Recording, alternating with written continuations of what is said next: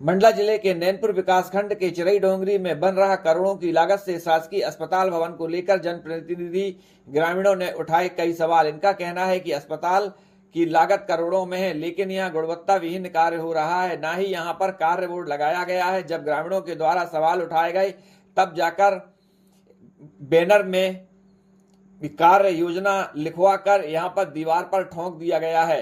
Lab तो है परंतु उसमें परीक्षण नहीं होता है। वैसे भी मटेरियल लगाया जा रहा है, उस मटेरियल का सही उपयोग व उस मटेरियल की जांच नहीं हो पा रही है। लेबरों को भी मजदूरी पूरी नहीं दी जा रही है। यहाँ के मजदूरों ने बताया कि हम लोग यहाँ पर जान जोखिम में डालकर काम करते हैं, लेकिन यहाँ हम लोगों के लिए सुरक्षा के कोई इंतजाम तक नहीं है।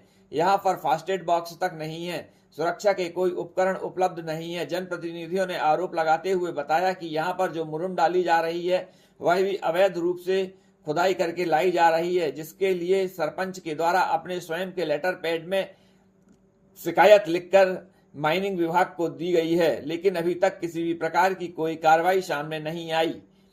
वहीं बताया गया है कि अगर ऐसे गुणवत्ता विहीन कार्य से बिल्डिंग का निर्माण ठेकेदार के द्वारा किया जाता है तो आने वाले समय में इसका खामियाजा ग्रामीणों को ही भुगतना पड़ेगा। इसीलिए समय रहते प्रशासन इस पर ध्यान दे और इस कार्य की जांच कराए।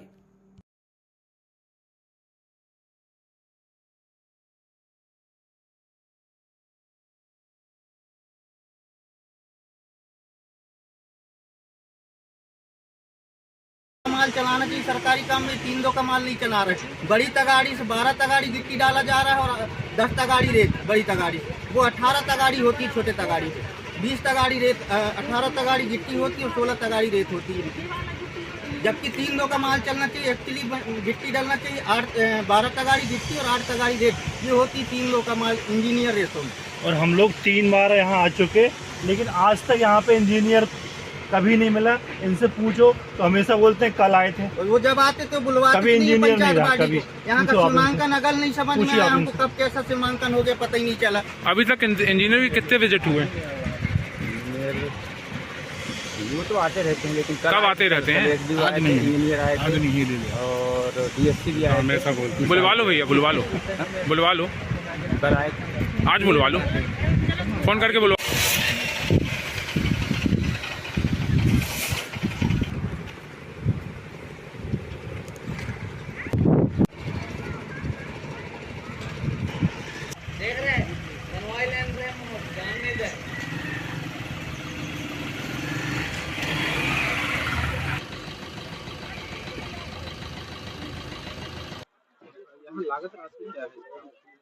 यहाँ लागत राशि में लिखा है बोर्ड में 7 करोड़ कुछ रुपए है। 7 करोड़ कुछ रुपए है।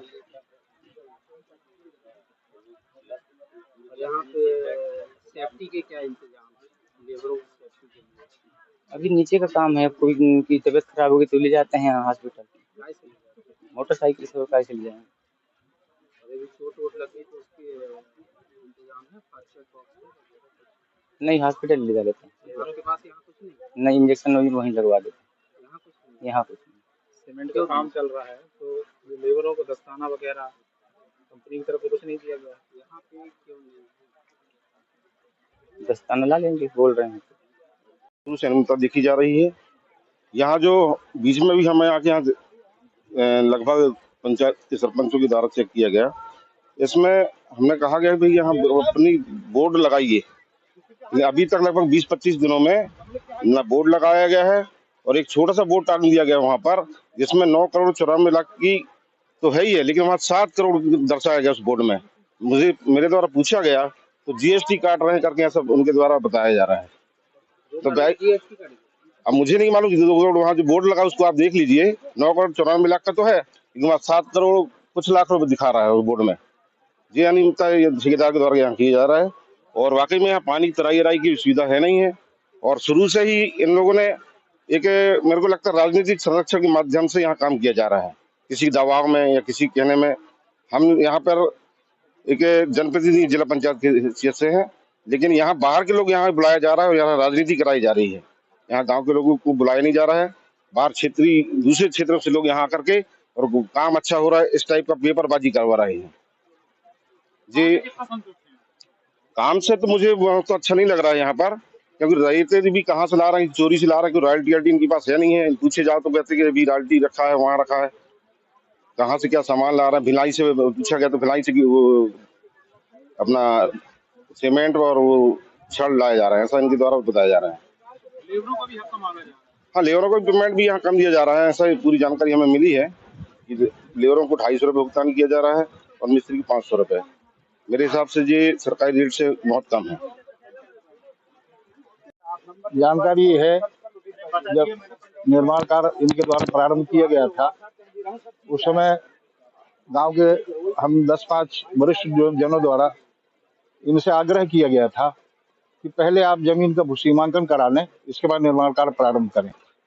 और निर्माण कार्य से संबंधित जितनी भी जानकारियां शासकीय होती है, जैसे कार्य की लागत क्या है, कार्य की पूर्ण अवधि क्या है, लेबरों को क्या भुगतान किया जाना है, इस संबंधित में सभी बोर्ड यहाँ पर बोर्ड पटल पर लगाए जाए। लेकिन इनके द्वारा आज दिनांक तक कोई भी बिल्डिंग से निर्माण से संबंधित कोई भी जानकारी नहीं बोर्ड द्वारा नहीं लगाई गई। कार्य में किस प्रकार की अनियमितताएं पाई जा रही हैं? कार्य में पानी की कमी देखी जा रही है, सभी कॉलम जो है सूखे पड़े हैं, किसी कॉलम में बोरा फट्टी नहीं लगाई गई है, गर्मी इतनी तेज है, सभी जगह सीमेंट कंक्रीट सूखी पड़ी है, चराई कहीं भी नहीं की जा रही है। लेबरों को प्रताड़ित किया जा रहा है, सुनने में आया है। यहाँ पे क्या है मामला? मामला यह है कि इनके द्वारा बाहर से लेबर बुला के काम कराया जा रहा है और गांव के लोगों को मतलब साइड में रखा जा रहा है। तो लेकर सर फर्स्ट में आए थे तो 220 रुपया दिया गया हमको, फिर 20 बढ़ाए, फिर 250 किया गया। 250 में हम 1 महीने काम किए, फिर पंचायत बॉडी आई, फिर हमको बोले 250 नहीं 300 रुपये है, बढ़ के है, आप 300 रुपये में काम करो। फिर इसके बाद फिर अगले एक ही हफ्ता हुआ है ना, ये पिछले हफ्ते से हमको 300 रुपया दिया जा रहा था। और एक शब्द और कहना चाहूँगा सर, मजदूर बनना कोई पाप है क्या? नहीं है ना। तो हम लोग जब यहाँ काम कर रहे हैं तो हमारा अस्तित्व नहीं है? बताइए आप, मजदूर हैं हम, हमारी कोई व्यवस्था है यहाँ का? अगर किसी को लग जाए, इतना बड़ा काम है, 10 फीट का गड्ढा है, सीमेंट लेके आ रहे हैं, जा रहे हैं, मशीन पास में खड़ा है, कोई गिर जाए, वह कुछ भी हो जाए तो तत्कालिक व्यवस्था क्या है सर यहाँ? बताइए। सब काम करवाने के साथ ही हैं, भाई काम करो करो करो करो, ठीक है, टाइम से आना, टाइम से जाना, ठीक, पर एनीबॉडी कोई भी टाइम में अगर कुछ हो गया तो जवाबदार कौन है? कोई भी उपकरण नहीं है सर सेफ्टी का। मान लो चल किसी को राड लग गया, कोई किसी के आंख में सीमेंट आ गया, एक भाई की आंख में सीमेंट आ गया, यहाँ तो कुछ समझ में नहीं आ रहा, लगा भी और आंख में भी वो सीमेंट भी चला गया, तो ऐसी तो कोई सुविधा प्राप्त ही नहीं हुई हमको। 1 हफ्ता वो काम बंद रही। देखो क्या रहता है इसका। तो हम लोग 10 घमेले गिट्टी डालते हैं, 6 घमेले रेत और 1 बोरी सीमेंट, ऐसा प्रोसीजर है सर यहाँ का। हाँ, चोट लगी थी, एक को मतलब एक बेहोश टाइप की हो गई थी, तो उसके पति ने आके घर ले गया, वो अभी नहीं आ रही है शायद। एक हाँ, यहीं पे काम करते हुए वो अचानक धूप में शायद चक्कर वक्कर कुछ आ गया होगा, था फड़फड़ाने लगी, गिर गई। पर अब यहाँ कुछ व्यवस्था ही नहीं, और उसको गाड़ी में बैठाल के ले, मोटरसाइकिल में बैठाल के ले गए आधे 1 घंटे के बाद।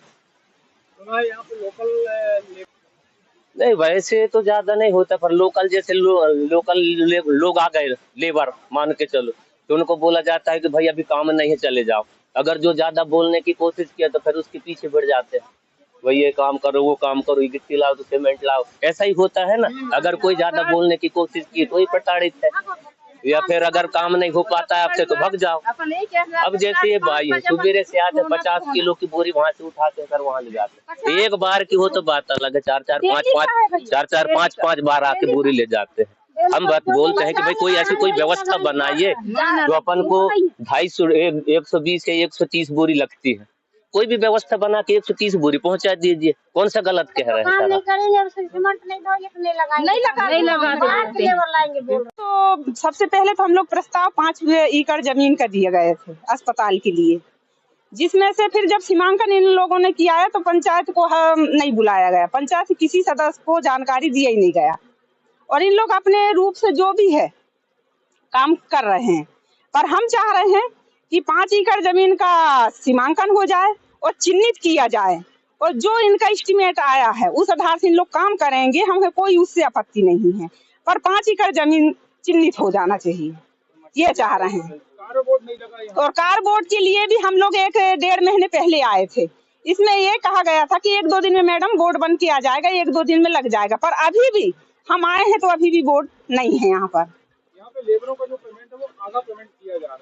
लेबरों का पेमेंट यहाँ 200 रुपए दिए जा रहा था और 250 जेंट्सों का, फिर उसमें हस्तक्षेप किया गया था, हस्तक्षेप पंचायत की थी, फिर मेरे यहाँ हस्तक्षेप करने से अभी उनका पेमेंट बढ़ा है। सरकारी रेट 400 है, यहाँ पे 200-250 रुपए। जी हाँ, और मैं चाह रही थी कि सीएम राइस में जो रेट चल रहा है वो रेट यहाँ भी दिया जाए, इस बात को मांग मैं भी लेके बैठी थी यहाँ पर, जिससे अभी रेजाओं को शायद 250 दे रहे हैं, कुली को 300 दे रहे हैं, उसके बाद भी कम दे रहे हैं, इसलिए मैं चाहूंगी कि जो सरकारी रेट है वो दिया जाए।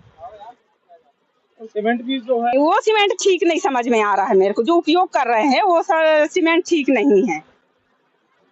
यहाँ पे इंजीनियर वगैरह आए देखने के लिए? इंजीनियर से अभी मैं बात की थी, कब आ जाते हैं, कब चले जाते हैं, कभी भी आते हैं तो संपर्क नहीं कर रहे हैं इंजीनियर लोग। यहाँ पे जो रेत आ रही है जी तो चोरी की आ रही है। जी, अब ये रेट है कैसे आ रहा है, अब यहाँ ये कार्यकर्ता बताएंगे सर। आपके द्वारा ये पूरे क्रियाकलाप की शिकायत की गई? जी हाँ, कहाँ शिकायत की? मुर्रूम का तो खरन मंडला साहब से बात की थी और वहाँ पत्र भी भेजी, वहाँ हाँ जी हाँ, उसका काफी भी है, और सीमांकन के लिए इंजीनियर अपने नायब तहसीलदार मैडम को आवेदन दी, उसकी भी काफी है मेरे पास में, और एक काफी पूरा जानकारी यहाँ का विवरण भाई साहब को दी हूँ, इनका अभी मेरे पास में पावती भी है। समस्या सर ये है कि यहाँ पे जोन आता है वो ही दबाव डालता है। क्या प्रकार का दबाव? कि काम नहीं करते हो, एक लेडीज 10 तगाड़ी गिट्टी डाल लेगी क्या, ये बताइए आप।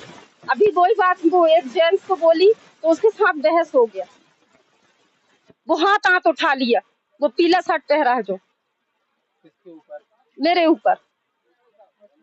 कौन है वो हाथ उठाया? पता नहीं कौन है, अब मैं नहीं जानती। महिलाओं को कैसे मारेंगे? कि एक ही लेडीज रहेगी गिट्टी में, ये बताइए आप। वही गिट्टी में 10-10 गिट्टी लेडीज रहते थे, अभी है तो एक ही रहेगी, एक रेता में रहेगी, एक गिट्टी में रहेगी। ये गर्मी इतनी है, इतने में क्या होगा लेडीसन का, ये बताइए आप। क्या होगा आप बताइए। और अगर नहीं कर सक रहे हो तो जाओ, कहती हैं यहाँ से जाओ, कोई जरूरत नहीं है कि यहाँ काम में आने का, ये बोल दिया वो। और मंडला जिले के अंजनिया उप तहसील के अंतर्गत आने वाली ग्राम क्योलारी की शासकीय भूमि खसरा नंबर 197 रकबा 1.12 हेक्टेयर, जिसका ग्रामीणों के द्वारा यहां शमशान घाट एवं मवेशियों को दफनाने का उपयोग में यह भूमि लाई जाती है। वर्षों से इसका उपयोग इसी कार्य के लिए हो रहा है, इसीलिए ग्राम वाले इसे शमशान क्षेत्र भी कहते हैं। लेकिन ग्राम के कुछ दबंगों के द्वारा यहाँ पर तार से फेंसिंग की गई है और इस भूमि पर कब्जा किया गया है। ग्रामीणों ने क्षेत्रीय पटवारी को इसकी शिकायत की है और मौके पर पंचनामा भी तैयार कराया है, जिसकी शिकायत मीडिया को भी की गई है। मध्य प्रदेश और छत्तीसगढ़ को जोड़ने वाला हाईवे NH30 का पुल क्षतिग्रस्त, कभी भी पुल धराशायी हो सकता है। आवागमन प्रतिबंधित हुआ, दोनों तरफ लगी वाहनों की लंबी कतारें। मध्य प्रदेश और छत्तीसगढ़ को जोड़ने वाला राष्ट्रीय राजमार्ग 30 में बना पुल बुरी तरह से क्षतिग्रस्त हो गया है। दोपहर को स्थानीय जनों ने देखा कि पुल में बड़ी बड़ी दरारें आ गई हैं। जैसे ही कोई भारी वाहन पुल के ऊपर से निकलता है तो इसमें लगा हुआ मटेरियल नीचे गिरता है, जिसकी खबर तुरंत ही उच्च अधिकारियों को दी गई। मौके पर अधिकारी पहुंचे, पुल को तत्काल भारी वाहनों के लिए बंद कराया गया है। यह पुल मंडला जिले की सीमा ग्राम धवई पानी और मंगली के बीच है। आवागमन बंद होने से दोनों तरफ वाहनों की लंबी लंबी कतारें लग गई हैं। कुछ वाहन चालक वैकल्पिक मार्ग से जा रहे हैं, परंतु गंतव्य तक जाने के लिए लंबी दूरी तय करनी पड़ रही है। बता दें, मंडला जिले की सीमा में धवई पानी व मंगली के बीच जो पुल बना हुआ है वह क्षतिग्रस्त हो गया है। पुल में बड़ी बड़ी दरारें आ गई हैं, जिसके चलते इस पुल को बंद करना पड़ा है। पुल के बंद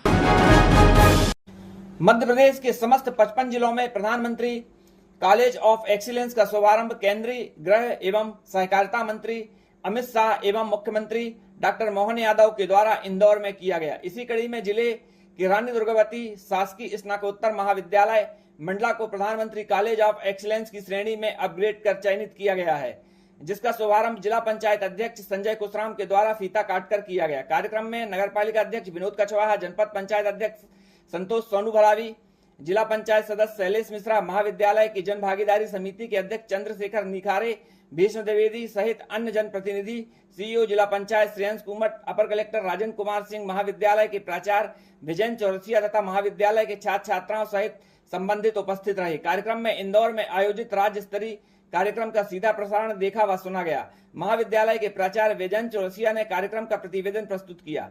जिला पंचायत अध्यक्ष संजय कुशराम ने विद्यार्थियों से आह्वान किया है कि महाविद्यालय में उपलब्ध होने वाले संसाधन और सुविधाओं का लाभ लेते हुए अपने लक्ष्य को हासिल करें। उपस्थित जनप्रतिनिधियों ने भी सारगर्भित उद्बोधन दिया। कार्यक्रम के अंत में विद्यार्थियों के लिए बस सुविधा का शुभारंभ जिला पंचायत अध्यक्ष व जनप्रतिनिधि अधिकारी कॉलेज प्रबंधन ने हरी झंडी दिखाकर किया है। वहीं विद्यालय परिसर में पौधारोपण भी किया गया।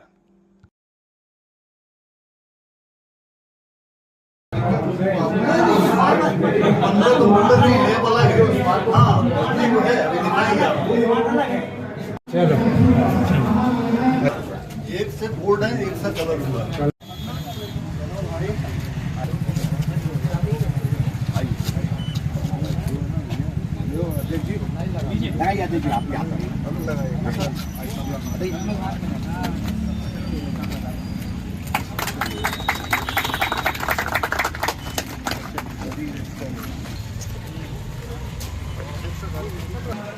भारत सरकार ने 2020 में नई शिक्षा नीति लाई।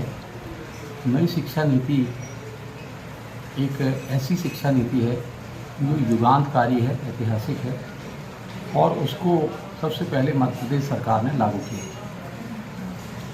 उसके सुपरिणाम शुरू हो गए हैं, लेकिन वर्तमान मुख्यमंत्री माननीय डॉक्टर मोहन यादव जी ने पहले ही ये तय किया कि मध्य प्रदेश में जो भी शिक्षा की स्थिति है, उच्च शिक्षा की जो स्थिति है, उसका उन्नयन करना। तो उन्होंने जो है पहली ही कैबिनेट बैठक में ये तय किया कि पूरे प्रदेश के प्रत्येक ज़िले में एक एक उत्कृष्ट महाविद्यालय बनाया जाएगा। उसी को ये नाम दिया गया प्रधानमंत्री college of excellence. RD college Mandla का भी इसमें चयन हुआ। इसमें सबसे पहले ये किया गया कि जिन विषयों में पद कम थे वो उनके पद सृजित किए गए। इसके बाद क्रिप्स नाम की एक संस्था है, उसने जो है एक उद्योगों से टाई अप किया हुआ है और 2 कोर्सेस इस महाविद्यालय में संचालित किए जाएंगे। एक बैंकिंग एंड इंश्योरेंस बैंकिंग और दूसरा रिटेल मैनेजमेंट। इन दोनों कोर्सेस में 20-20 विद्यार्थियों का चयन किया जाएगा और उन 40 के 40 विद्यार्थियों को पढ़ते समय में भी थोड़ा पैसा मिलने लगेगा और पढ़ने के बाद उनको अवश्य ही जॉब मिल जाएगा। इसके अलावा हमारे जो उच्च शिक्षा मंत्री हैं माननीय इंदर सिंह परमार जी, उन्होंने भी प्रयास शुरू किया इस दिशा में और हमारा उच्च शिक्षा विभाग जिसमें जो है ACS साहब गुप्ता साहब हैं और आयुक्त हमारे बरबड़े साहब, इन सभी के समन्वित प्रयास से IIT दिल्ली से टाई अप किया गया है। IIT दिल्ली आर्टिफिशियल इंटेलिजेंस के 2 कोर्स ऑनलाइन संचालित करेगा इस महाविद्यालय में, उसमें भी 20-20 विद्यार्थी हम देंगे। तो इस तरह से 80 विद्यार्थियों का भविष्य पूरी तरह से सुरक्षित रहेगा, उनको जॉब मिलेगा और अच्छे से अच्छा जॉब मिलेगा। इसके अलावा शेष विद्यार्थियों के लिए भी नए पाठ्यक्रम लाए जा रहे हैं। उनकी पढ़ाई अच्छी तरह से हो, योग्य शिक्षकों के द्वारा हो, इसलिए एक नई पॉलिसी लाई गई है जिसमें वॉक इन इंटरव्यू रखा जाएगा और वॉक इन इंटरव्यू के बाद जो है इस महाविद्यालय में सारे जो पीएम कॉलेज ऑफ एक्सीलेंस बन रहे हैं इनमें शिक्षकों की नियुक्ति 2 महीने 3 महीने के अंदर हो जाएगी। उसके बाद निश्चित है किसी भी संस्था के उन्नयन में अच्छे शिक्षकों की अहम भूमिका होती है और शासन का यही प्रयास है कि प्रधानमंत्री कॉलेज ऑफ एक्सीलेंस में जितने भी शिक्षक पदस्थ हों वो सब काबिल हों और अच्छे शिक्षक।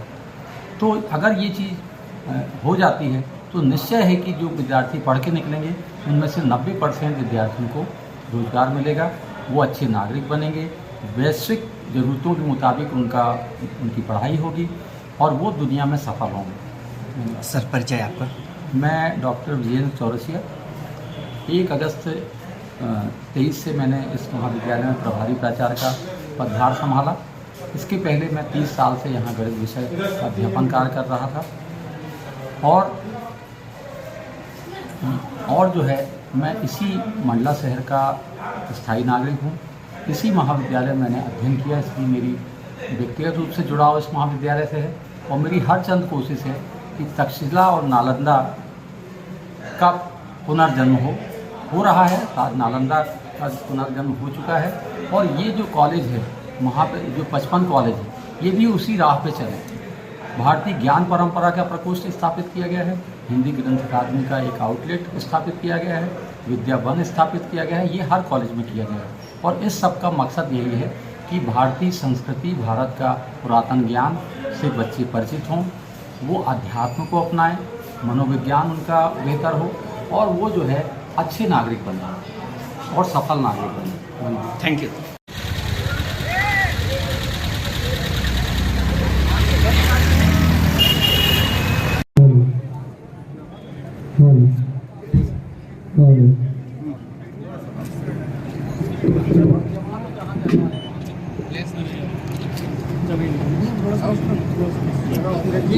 सरस्वती माता की वीणा वादिनी जानकी देवी अपनी जानकी देवी अपनी दया बरसा देना मेरे सर पर हाथ धरो मां जानकी ज्योति जगा देना जानकी ज्योति जगा तू सारे संगीत सवारे रागों में आभास तेरा रागों में आभास तेरा सारे सुरों में के हर लिखाती है प्यारे गीत लिखाती है वीणा वादिनी ज्ञान की देवी अपनी दया स्वागतम स्वागतम स्वागतम स्वागत पावन सुहावन समय आज है ऐसा पावन सुहावन समय आज है आप आए अतिथियों के सरताज हैं देवी की भांति पूजन करे आज हम स्वागतम स्वागतम मन की बगिया से हमने है कलियां चुनी श्रद्धा के फूल राष्ट्रगान का मन अधिनायक जया है भारत माता की भारत माता की। स्वागत की बेला में आमंत्रित हैं डॉक्टर उर्मिला ठाकुर से मैडम, आपका स्वागत पुष्पगुच्छ से करेंगे हमारे प्राचार्य साहब। हृदय के अभिव्यक्ति आपका स्वागत हमारे बीच उपस्थित हैं। आपके स्वागत के लिए मैं डॉक्टर अनिल गुप्ता सर को आमंत्रित करता हूं, आपका स्वागत करेंगे। हमारे बीच आदरणीय श्री कुमार सर सीओ जिला भूज भेंट का करें। इसके अतिरिक्त मैं और डॉक्टर बघेल सर आप अन्य अतिथियों का भी माल्यार्पण कर यहाँ जितने भी विराजमान है यहाँ पर आपका भी आप लोग स्वागत करें। सबको एक किनारे से माल्यार्पण कर स्वागत करिए।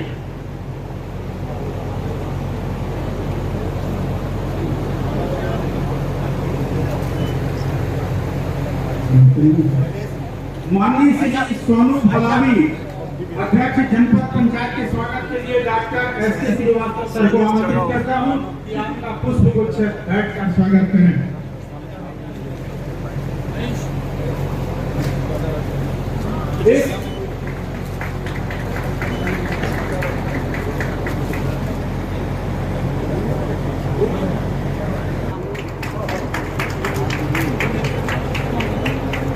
सब हमारे बीच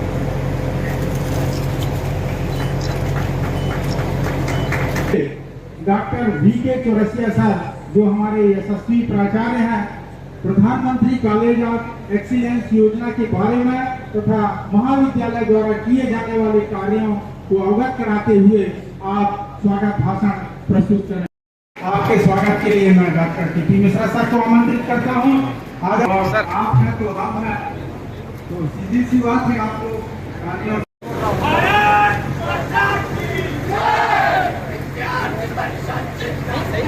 ठीक है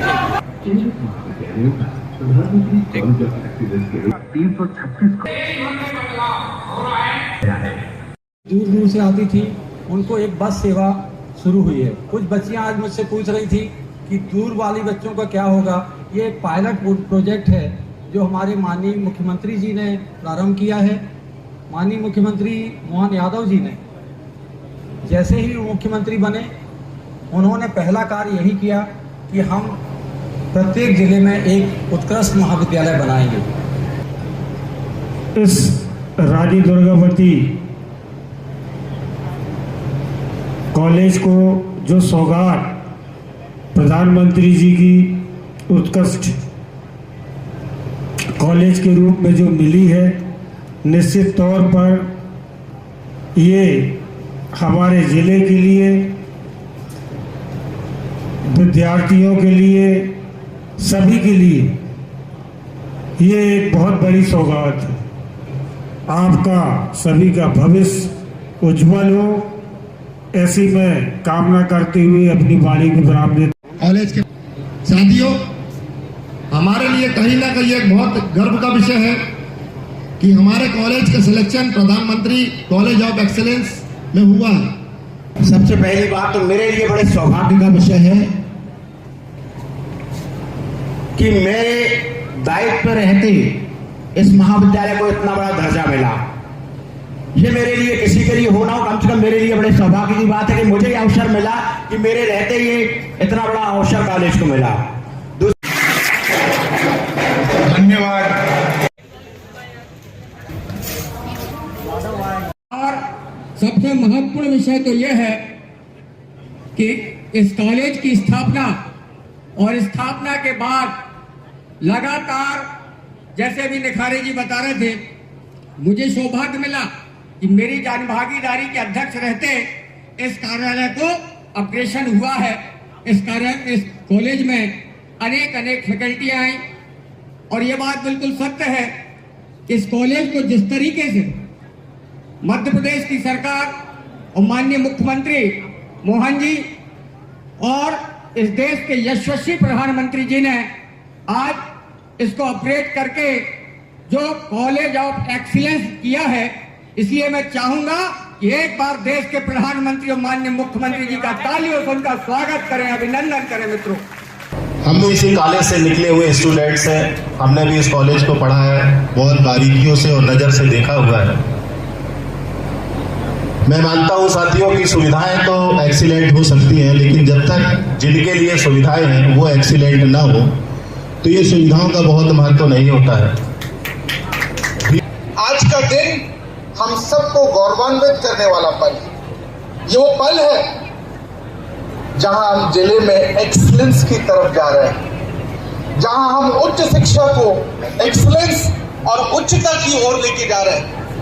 मैं इसके लिए विशेष साधुवाद करूंगा हमारे सीएम माननीय डॉक्टर मोहन यादव जी और प्रधानमंत्री जी को इस मंच के माध्यम से, जिन्होंने प्रत्येक जिले को एक्सीलेंस कॉलेज देकर ऐसे कॉलेजों का निर्माण करना है, ऐसे कॉलेज की तरफ लेके जाना जिन शिक्षाओं को, जिन विधाओं को सीखने के लिए हम अपने जिले को छोड़कर किसी बड़े या किसी बड़े शहरों की तरफ रुख करते थे, आज ये हम सब का सौभाग्य है कि आज अपने जिले में उन विषयों का अध्ययन करना जिनको हम अध्ययन करना चाहते थे, ऐसे विषयों का अध्ययन हम अपने ही जिले में कर पाएंगे।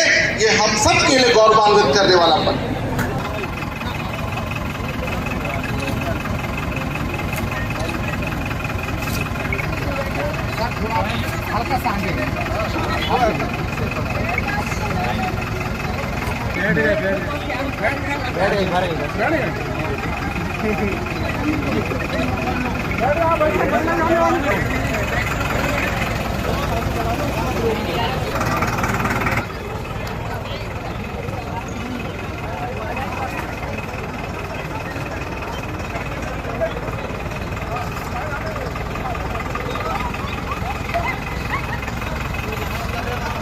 जहाँ उतरे वहाँ उतार देना।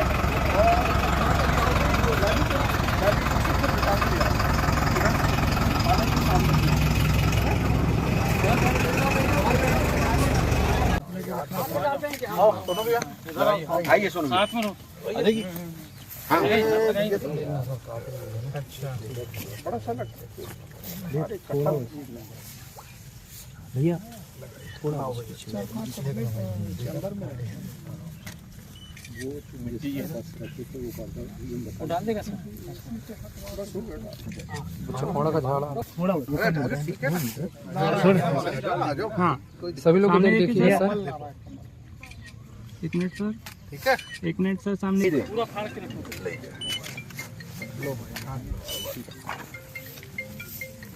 अरे तो वो ग्रुप में डालते हैं ना पौधा, एक हाथ को पानी कौन डालेगा? पानी हम लोग डलवाएंगे। सर आप भी सभी लोग हाथ लगा दीजिए। हाँ हाँ पानी में हाथ लगा लीजिए। पौधा तो लग गया मिट्टी चूड़ा गड्ढा करा